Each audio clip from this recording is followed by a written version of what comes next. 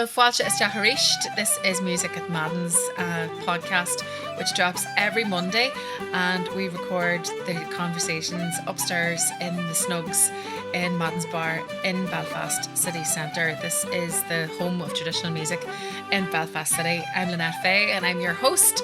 And when I have you, I would love it if you could do me a favour and help us out on the podcast.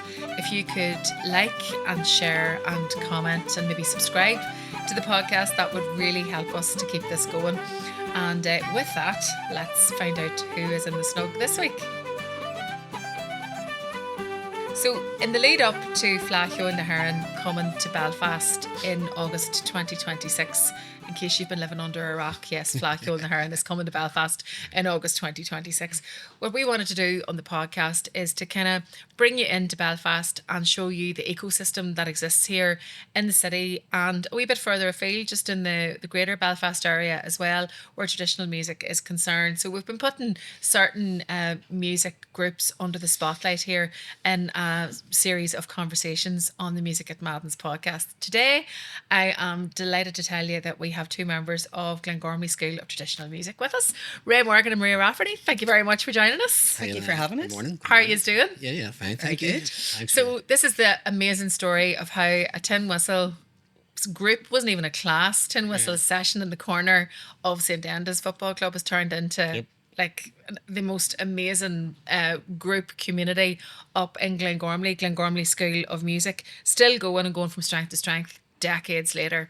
It is a brilliant story. But Ray, this is your lifeblood. This is you eat, breathe, sleep Glengormley School of Traditional Music. For anybody who isn't familiar with it, first of all, you're asking why not? But how would you describe Glengormley School of Traditional Music to them? God, how would you describe it? It is what it is. I suppose what I would say is it's a community. First of all, I mean it's a community of traditional musicians. We're going 25 years this year. As you just pointed out, we started in a local GAA club, and I suppose when we did that, or when we decided to turn that wee tin whistle class, which sat in the corner of the clubhouse, and then became 2 tin whistles and then 3 tin whistle classes. And when we started that, whoever would have thought that 25 years, because this is our 25 years this year, that we would have been celebrating, 25 years in operation, and I suppose looking back and just how much we have developed over those 25 years, how much that community has developed, how many great young musicians and old musicians that we've produced, and just where we are now, and the Fleadh's coming to Belfast. It is, exactly. As we all know, we'll definitely get to that. So you've been there from the very start. Yeah. Maria, where do you come into the story of Glengormley School of Traditional Music?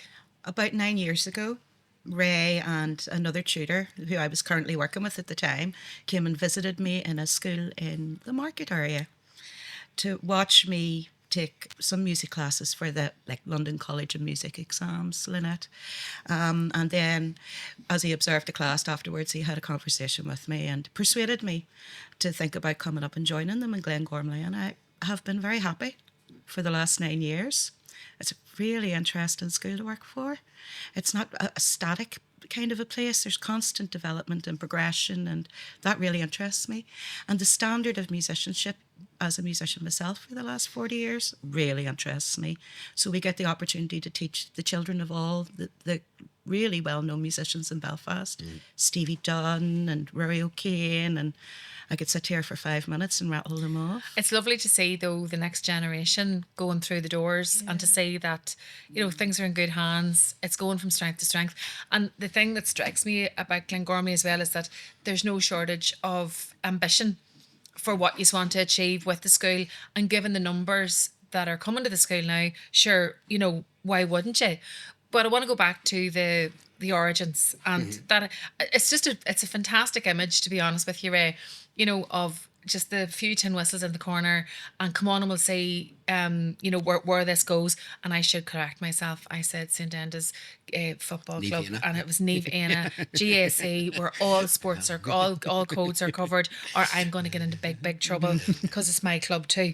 But when did you realise, or was there a moment, can you remember, when you thought, this is actually something a lot bigger than just this. Well, yeah. I mean, I think it's like anything else, you respond to demand, and that wee tin whistle class, like I say, literally became a tin whistle class in that corner, and then a tin whistle class in the other corner, and then a tin whistle class in the other corner, and then people would have started asking. You would have been chatting and having a yarn with people, and they would have been saying, "Wouldn't it be great?" And God, like, or where could I go? God, they're really interested. The tin whistle, they're brilliant, and they're really doing flying at the tin whistle. Where could they go to sort of further their musicality? And I says, hold on a wee minute, really, that's where the idea came from. That we would have a go and set up Glengormley School of Traditional Music. Yeah. And then in those early days, though, like, did you have many practical challenges to get things going? Whenever you're trying to grow something, you're doing it yourself, and you've got your wee classes are growing. All the corners be taken up very quickly, Ray. Yeah. And then you can't clone yourself. You need to bring other people on board as well. Finding the rooms, finding the spaces. Money then comes into it. Getting parents to buy into what it is you're selling. Can you remember how it was you approached growing the school in those days? I mean, it was, I suppose, organic is probably the way to put it, and it did. But at the same time too, a lot of thought had to go into it, and a lot of planning had to go into it. We were lucky in some of the things that sort of happened. I mean, I approached the local secondary school, Edmund Rice College, and got a great welcome there. And to this day, we were very, very well looked after in the school, in Edmund Rice. But having a school, having a location, a safe, secure location in a school, and having the support of the principal at the time, and that's been the same with every principal since. So that was really important. Mm-hmm. Like you've sort of hinted at there too, it's not a one-man show. So obviously there was a lot of other people involved in that in those early stages, who had the same, I was able to bring on board, and who had the same idea as me, and that, so having people there that had that interest in that same sort of graph of the music, and wanting to sort of make something of it, and I mean, like I say too, that's what I say. The demand was there, and I didn't just go, that'd be a good idea, and wonder would anybody come. There was that demand that was there, and I think the first year, we were getting the teachers too. I mean, and that still at times can be an issue, getting people to teach traditional music, but getting the teachers and I suppose I had a lot of contacts with Cross Keys Cultus, and basically it was Cross Keys Cultus, who, as you know, were very strong and are very strong. They basically provided all the tutors those first couple of years, so that we had a location and we had people to teach, and then it was only a matter of getting build it and they will come, and they came, and they've continued it's apart from the COVID years, like, which is another story, that they've continued, and they've just exponentially, isn't that the way to say that? Yeah, it's growing every year. Yeah, because it seems to me that also you're perfectly positioned there to tap into Cross Keys, like really only a skate up the road, and then also into North Belfast. Yep. And there's almost like a diaspora there. It's almost like the United Nations, where there's so many people who aren't from Belfast, not from the area, living in North Belfast, and they want, particularly their children, to go to classes, to have this gift, to to have this I suppose this right to play music, and you're sitting there, the glue to bring it all together, really, sitting primed and ready. And other things, obviously, too, that was important. Like, I suppose the realisation quite early about the schools and the need to have, have contact with the schools, and, draw musicians, maybe kids who are already playing music in schools, playing the violin, say, and attracting them to, to come and learn music, learn traditional music, because, like, literally it's North Belfast and there wasn't too many other places, Yeah. So, yeah, there's just a lot of wee things that all came together. Again, too, like, there was a bit of thought put to, was there a bit of thought put to? There was. Well, there was a bit of thought put to it, like, but, but things happen to, you sort of deal with things as they come along. And don't forget too, like, this is all, everybody involved was all doing all this on a voluntary basis. So it was all, for the crowd, the music and the tradition. And so that being the case, we just sort of, we just did it the way we did it. And I think that being the case, it's incredible what you have built in the last 25 years as well. But the Thursday night is Edmund Rice College. That's when it comes alive with the sound of music, with all the classes which are growing, and the number of kids that you have now. Maria. Describe just what Edmund Rice College feels and sounds like on a Thursday. It feels like any other school, but much more relaxed. The atmosphere is great, Lynette. So people are there for the right reasons. The children are there because they genuinely want to learn. You know, sometimes as a peripatetic music teacher, I find that it's a form of childcare, musical childcare. I wouldn't say that about Glengormley. And that's one of the reasons a tutor like me sticks around. The parents are really into the culture and it rubs off on the children. And it's just a nice atmosphere. It's the same amount of people that I would work with on a daily basis in the primary school sector, so over 300 at a time. And if you think about that, that's a huge achievement, you know, and it's a huge amount of coordination.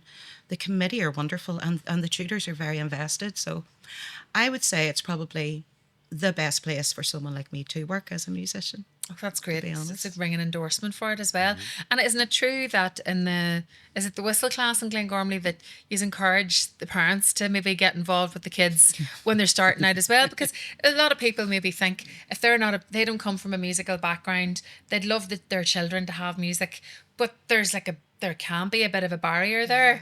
And you break that down and say, but sure, why don't you just come on and jump in and learn with a child? I think that's beautiful. Yeah, that probably came from Big Pat Flanagan, who's the beginner tin whistle teacher, who on a voluntary basis. And Big Pat took the class, and some of the kids, he's that invested in it, you know, the kids doing well. And these are the wee nippers, like, you know, beginner tin whistles. And he was that invested, he says, you know, and he would get frustrated if they weren't trying as hard as they should, or maybe couldn't remember the tunes they're reading the tin whistle. And what he did was, it was his suggestion, well, why don't we ask the parents to come in? It'll give a bit of support. For the children, and maybe if you have a big class, because like no matter how many kids, I said, no, you have too many in the class. No, it'll be fine. And the parents, and it'll just make for an easier atmosphere, and it just worked. And one of the wee side effects is, like, we never really had adult tin whistle classes.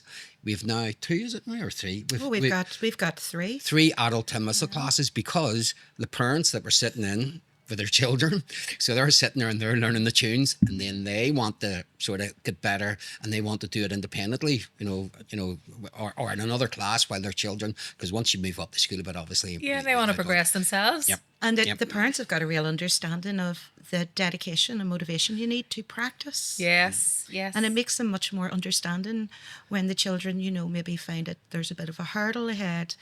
They're much more relaxed, I find, as parents, you know, of the children. So, and that's a great knock-on effect. Yeah. Because it provides a very relaxed atmosphere for the children to learn in with the parents. Yeah. Oh, no, I think it's great. But as well as, you know, then you get the relaxed atmosphere there at that level. But I know that kids can go on ahead and get their qualifications through London School of Music, through Glengormley School of Traditional Music. And you've got loads of these kind of focuses in the year. And one of them I was really interested in was this Donegal trip that you have. Because trips like that, and we've spoken to it on the podcast a number of times with different people, when there's a focus like that in the year, it means so much. There's so many different aspects of life that come into play on those trips. Yep. So when did the trips start, Ray? I bought my house in Donegal 19 years ago. So they started 19 years ago, bringing 4 or 5 kids down that first year that I would have had the house. Where did you go to? Go to Herca. And brought them down there. And basically now when you go down, it's 2-3 houses and maybe 30, 35, 40 kids that you're bringing down, you know. And it really, I mean, quite quickly I sort of realised this really can garner, and kids that maybe just come into class and haven't really got that interest and real knowledge and love of the music, get it when they go. It hooks them. It's a whole social side of things too, you know, which is really, and I mean, again, the ethos in Glengormley School of Traditional Music really is about, you know, the whole sense of community and developing that social side of things, and that's really works. And one of the big catalysts for that working is Donegal, taking their kids away, going down, playing tunes. You know, kids that maybe go to a class on a Thursday night and maybe the odd session or something, they're sitting at 1, 2 o'clock in the morning playing tunes, not being said, why don't you play some tunes, but are sitting there as a wee group in a wee bedroom, 4 or 5 of them playing tunes, you know, or sitting in my living room, about 30 of them, playing tunes till all hours of the morning. And that really, it does that. But isn't it amazing how if you just take children out of a different setting, and you know they could easily do that in the classroom, but they don't. But you take them on a bit of a road trip Yeah. up the road to Donegal into somebody else's living room, and they'll willingly take the instruments out of the cases and away they go themselves. Some of our older students, they have stories going back 4 and 5 years of the memories they have of being in Donegal, playing music, or maybe going to Sitges, which is another trip that Glengormley provide.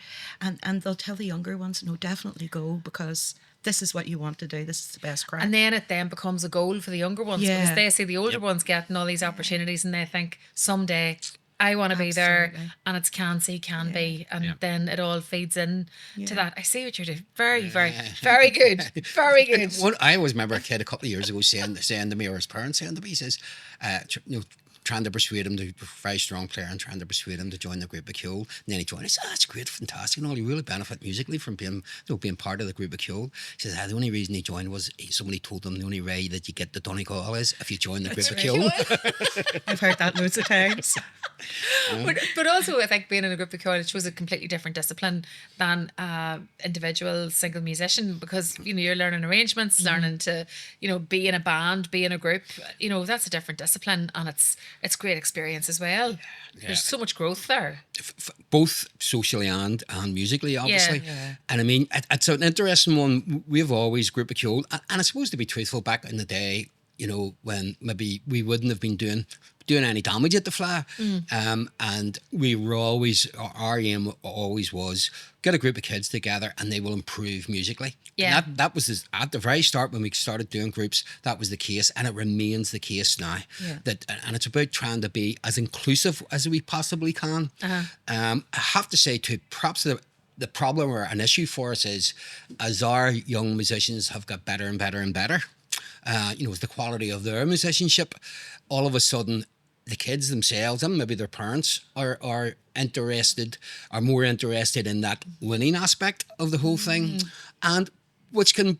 And the issue and the problem sort of becomes then, if you're trying to make sure that it's inclusive, and kids who maybe aren't that strong and struggle a bit to keep going with the way the fast, how quickly the tunes are being played and the complexity of the music, so it's a balancing act to make sure that we are as strong as we possibly can be, but not lose those kids who Trying to approach it like a team sport. Yeah. Pretty much. 100%. And then also just saying to them, look, this is not about winning. This is about going and seeing what is out there, because you don't know if you're just sat in Belfast. The best thing to do is to get other places and have a good hard look around you and use it as your own personal goal. Don't use it as a win-and-losing situation. Yeah. Make it a point that you're going to improve year on year for yourself. And that's really what we're trying to promote as tutors in Glengormley. It's not about the win. It's about the whole circumstance, travelling to the Fleadh, everybody sitting down and having tunes. They go and do their competitions. They see the other young peers that are out there playing. Then they have more tunes afterwards. Everybody's happy and they all go home. Yeah, the competitions aren't the main reason you're Not going. for us, I don't think. Yeah. Lynette. For us, it's more the social aspect. Well, not of it. everybody can win, so you need to strip it back, don't you? And for us, it's not important that they win. For us, it's important that they personally. Oh, sorry. Well, for I'm only joking, all I'm of only us except Ray, it's important No, that it they isn't, it isn't. personally improve year on year. But when a child does break through, though, and maybe does start to win competitions at certain levels, that is bound to change how your school is viewed in some quarters. It does. It's bound to give you profile. Yeah, 100%. Yeah. It does. And I mean, almost like the first time when that began to happen, did that almost bring like validation for you in some way that you'd made the breakthrough? yeah, I know what you mean, and yes, to a certain extent. I think over the years, as we've developed and got stronger, the validation has come from seeing the kids, and they mightn't be brilliant, they might be winning Fleadhs, but they're traditional musicians, and we have a whole lot of them, an awful lot of them, and we're very heavily engaged in our own community. So that's it's not at a Fleadh, it's all these brilliant young musicians that we have developed over the last 25 years, and the music that they're sharing, the music that they're playing and sharing is in our community, and that's the community in North Belfast and Glengormley, all Belfast, So I think that's where for me anyway, that's where the validation has came, And that work hasn't happened overnight either, because when you mentioned the schools there, schools have been central to the Glengormley School of Traditional Music from a very early stage, and you recognised very early that kids were learning you've already mentioned it, they were learning certain types of music in school, and all you had to do was kind of latch onto that and show them, well, if you play this and you play classical, you could also play this, and you could turn your hand to that pretty easily. So talk to me about that outreach into the schools, because Maria, that's a big part of your work now, isn't it?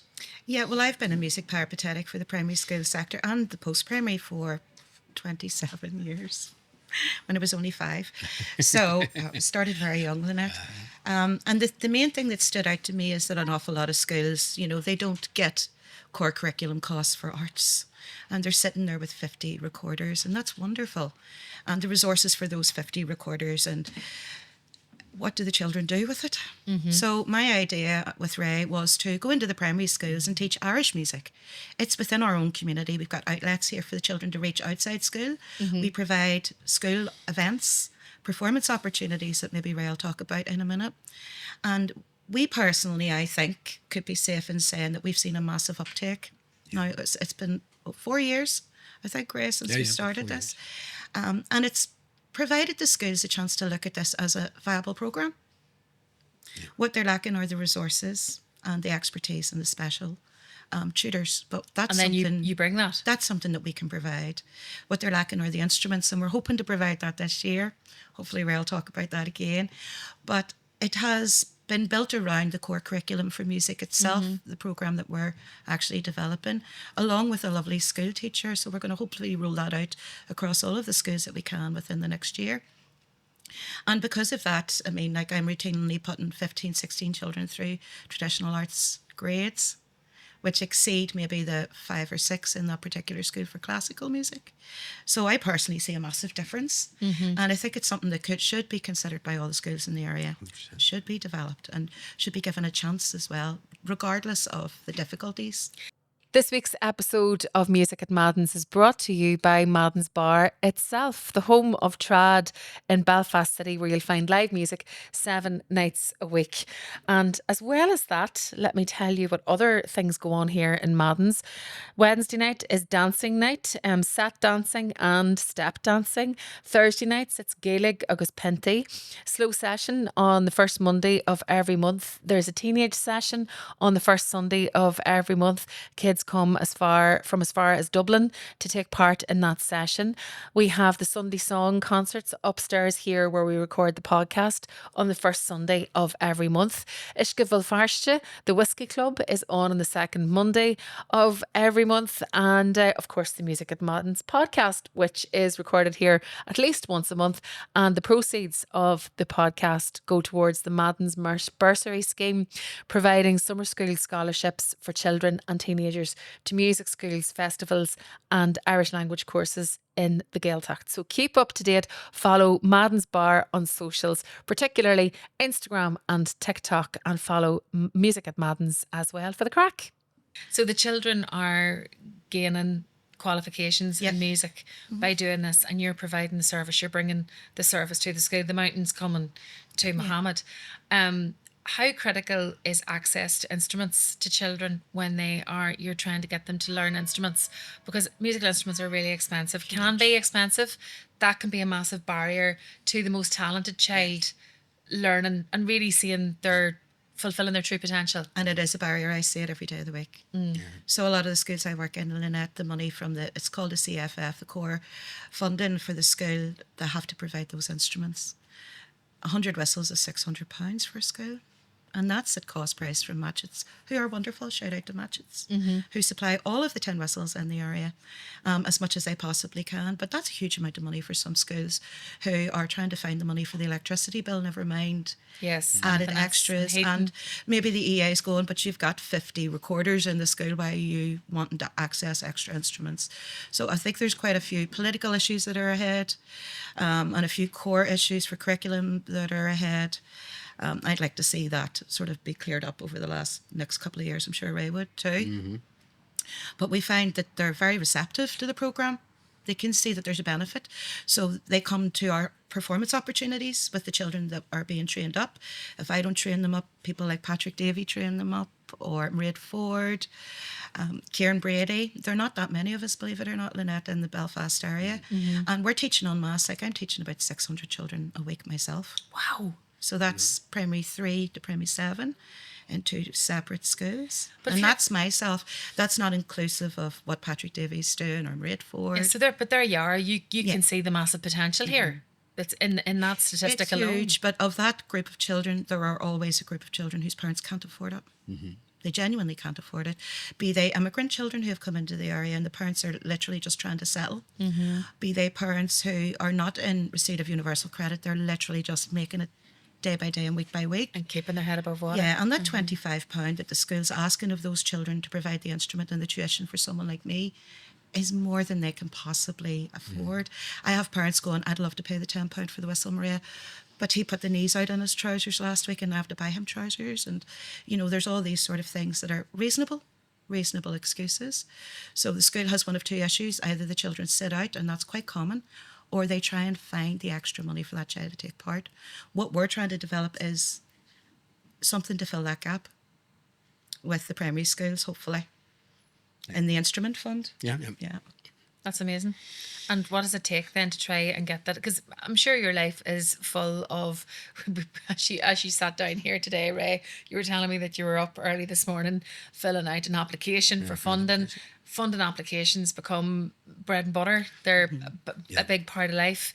They are hugely time consuming. There's no guarantee that you will be successful. You don't get paid for the time you put into writing a tender, writing a proposal in any way. It's thankless work, really, unless you're successful. And then when you're successful, that's really exciting time where you can actually make some of those plans, aspirations and ambitions become a reality. So talk to me then about what you would love to see happen in terms of instruments. Yeah, if you're talking, I suppose, if we're talking about, for schools and the project that we're very keen to develop, I suppose near enough come back a bit to and talk about instruments in Glengormley School of Traditional Music. It's the same, and it's something that I suppose again just grew, or the realization that if there's a lot of traditional instruments that young people or adults or families can't afford. So if what I've learned is if you provide them, that if you bring the instruments, that you will get more than enough interest in it.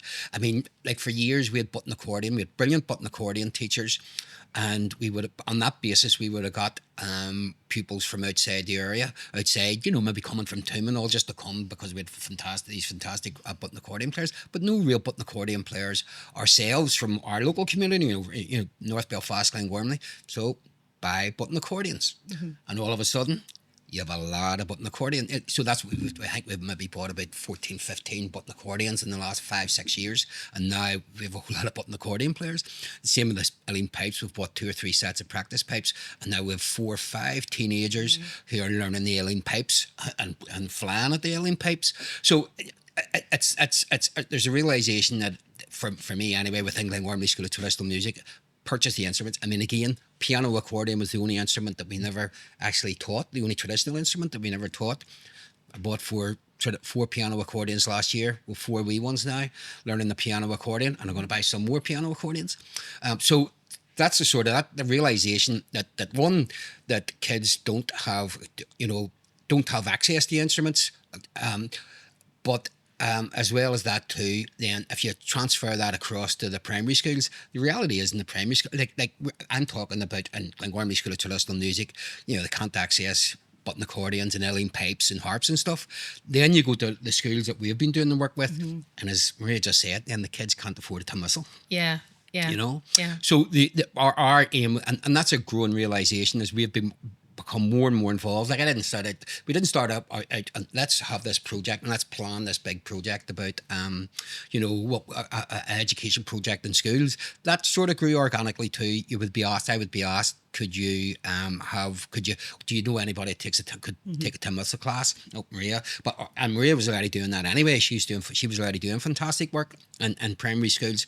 So now we would have different of our older teenagers and students and young stuff. people who are attending university and they're interested in doing what I'm doing, and we're training them as much as we possibly can. We're finding them work placements, we're introducing them to schools and principals, we're supporting them as much as we possibly can. There's no training out there for a traditional artist to become a tutor, so we're pretty much just trying to go along with the flow and see what the need is and try and fill that gap every single time. Yeah.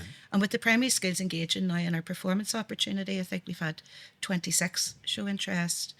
And this week we will have 10 schools over the course of 2 days. That's 11. about 311, sorry, I beg your pardon, 11 now.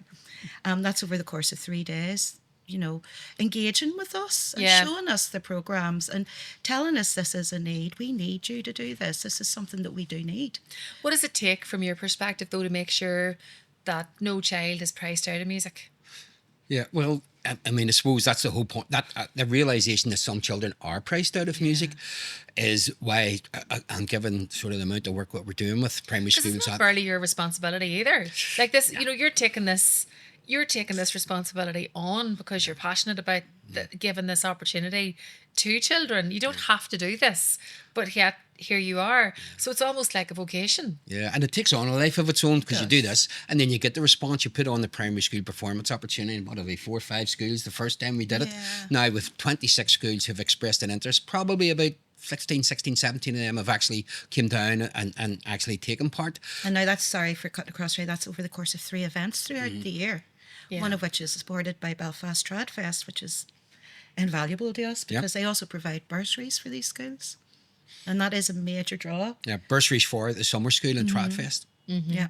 But that's really important too. I suppose that's the reason this podcast here as well. We're providing bursaries as well because we recognise the need to keep children at it and the that story you said about a mother saying she needs to buy a new pair of trousers and actually has to make the choice. Yeah. It's really important that that doesn't become that the child doesn't lose out because of that need in the house. And I think it's the financial aspect of it and the cost of living is a problem. Yeah. But as well as that, the thing that Ray had really identified was the lack of knowledge of traditional arts. So there was a school that I went to and I had to go up and do a whole day where I just showed them what a tin whistle was in the west of Belfast. Mm-hmm. But that doesn't surprise me at all. They didn't know what a tin whistle was. Yeah. And they're the sort of schools that Glengormley are really keen to support and give bursaries to. Those sort of places where maybe the culture hasn't been promoted and maybe it does need that wee lift and the parents need to be reminded that this is a good thing for your children to do. Sometimes in schools, and that has been my experience, I have to say, it all went down to a teacher. There was one teacher or a couple of teachers, and because it was what they were into, they then shared their knowledge 100%. Or their love with the kids, and then it just filters on. And then I think, though, if that has been your experience, you almost feel a responsibility to carry that forward. You have to pay it forward. You have to remember the chance you got, the opportunity that was given to you, and always help and always push and always promote.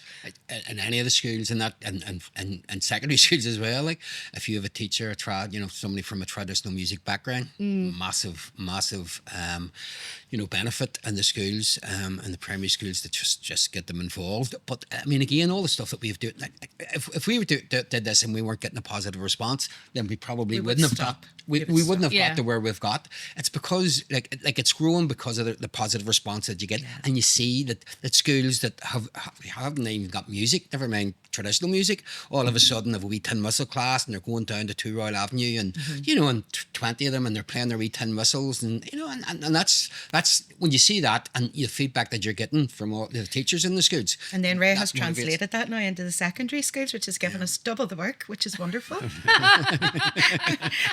For the same amount of hours. But like the secondary school performance, big shout out to St Dominic's who hosted it. And Shane McNeil, who was fantastic, did such a lovely job. 9 secondary schools are now participating in, an annual performance that is based on the same format for the primary schools. That's brilliant. Yeah. You mentioned 2 Royal Avenue there. What's it just rattled off your tongue there, like everybody should know what the significance of 2 Royal Avenue. This is a monthly session you run there. We run a monthly session there. That's really and Glengormley School of Traditional Music run it, and we run it to try and give the opportunity for kids all over Belfast to come together, have somewhere to come and play tunes and have a session, in a very safe and secure location. 2 Royal Avenue is a fantastic arts hub in the middle of Belfast. and which is, well, no, sorry, I better not Right go there. beside But Primark. Yeah. Just in case anybody doesn't know where it is. It's right beside Primark building. the old Tesco, the old Tesco. Tesco building. So it's, so we have the sessions there. We also hold the primary school performance opportunities there, like you say, 3 times a year. For the Fleadh, we're going to actually continue on. Glengormley School of Traditional Music are going to continue on for the Fleadh because that sort of that session for kids, or youth session that we have in Two Royal Avenue on a monthly basis is so successful. Yeah. And a realisation, having been to many's a Fleadh myself and having maybe brought a squad of kids with me, and then you're struggling to find somewhere to go, and a lot of the pubs are maybe not too keen on children coming in or young people coming in. So we're going to run it to every day of the Fleadh. We're going to have down at Two Royal Avenue for a couple of hours. We're going to have a youth session in Glengormley School of Traditional Music. And then we're also going to have a children's trad trail where the venue changes every day, and it'll start from 12 to 2. And then the pop-up session that Ray's discussing here is 2 Royal Avenue. It starts from 3 to 5. So there's 2 places where the parents could take their children, their babies and their prams.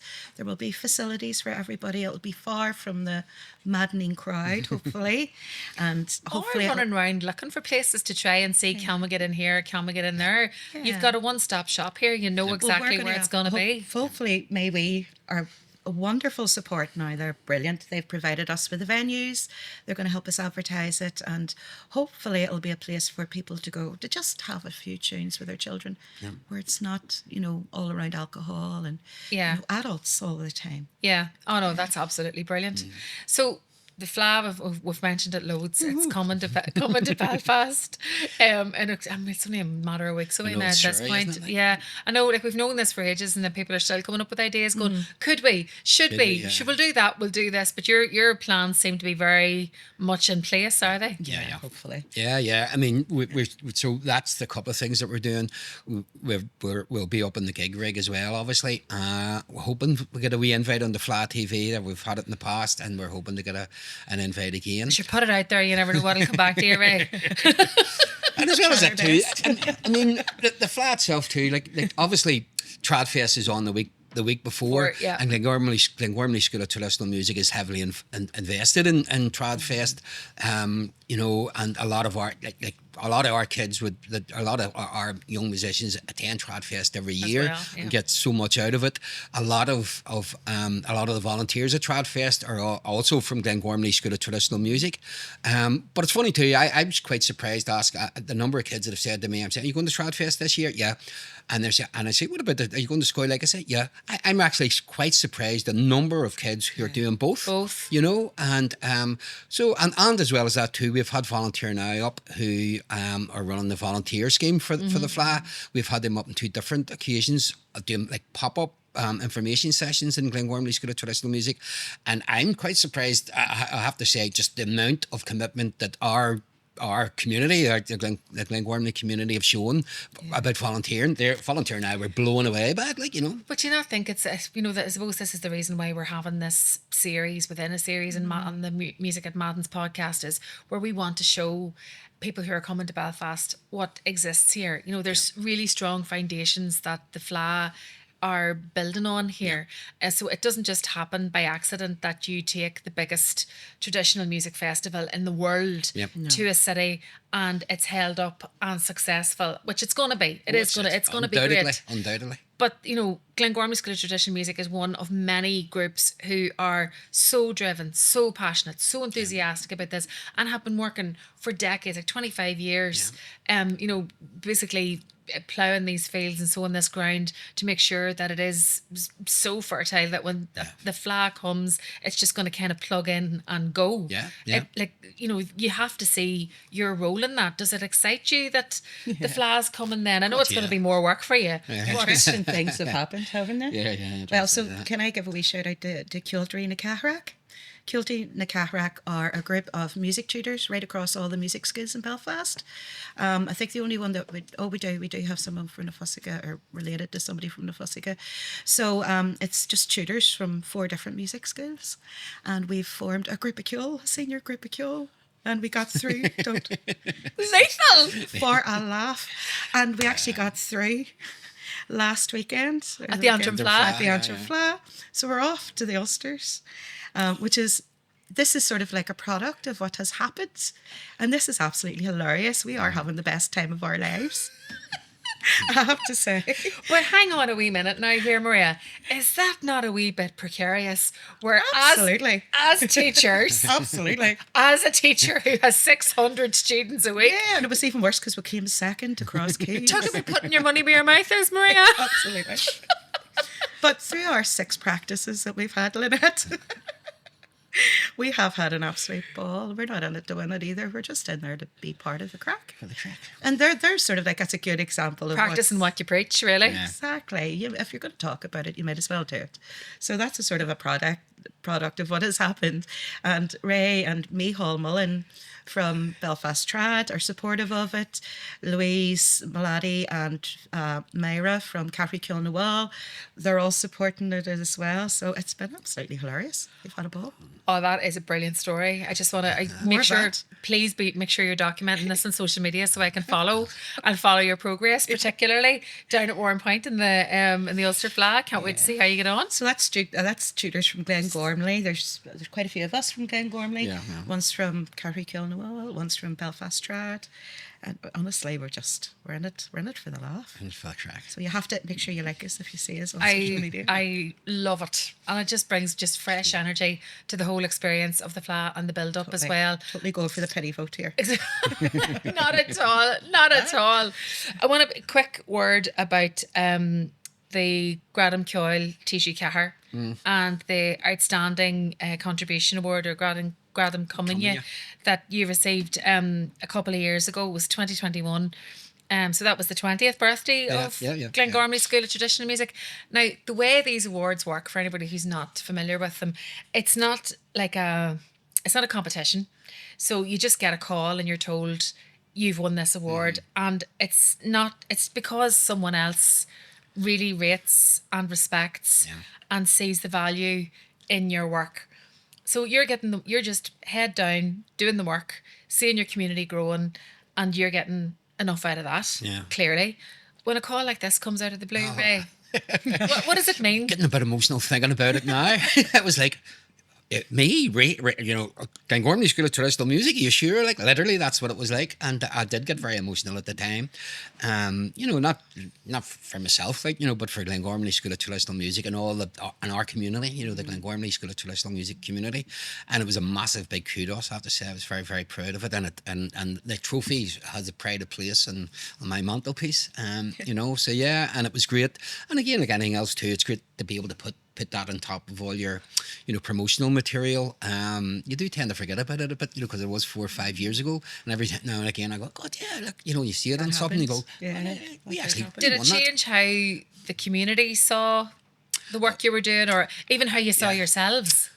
Probably it was like recognition of sort of what and a bit of self-recognition, because you sort of toddle along there and you're working away, like I say, and trying to develop things, and a lot of it is like I say, it's a community and it's for the crack and everything else, Ceolagus crack, and then all of a sudden somebody says, God, like, gives you a bit of recognition like that, and you're going, so yeah, and it does. You have to self-reflect, obviously, and I think as a group and as a committee and as a community, we self-reflected and sort of patted ourselves in the back, And just a pity I have to say, it was just a pity that it was during COVID. It was during COVID, and we didn't get the waterfront hall, and but it was still fantastic, and I was very proud of the 4 or 5 young musicians that played at the event itself. Like, they did us really proud, the quality of their music, So yeah, it was great, and and it is good, and it was good to have, So.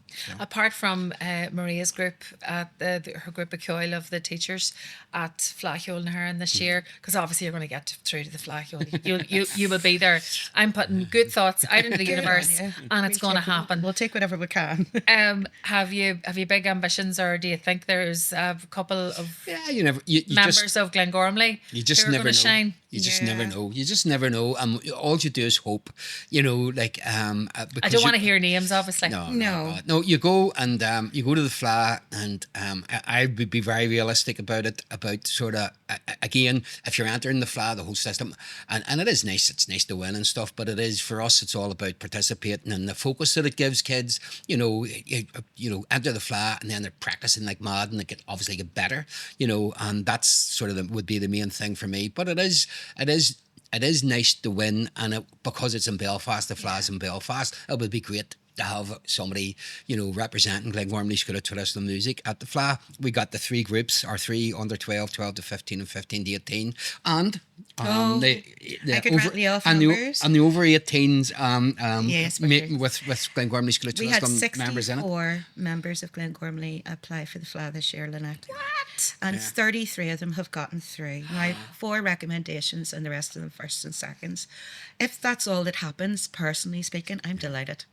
If that's where we draw the line under it, I think it's wonderful that so many of our students were so courageous and motivated and just went and did it anyway.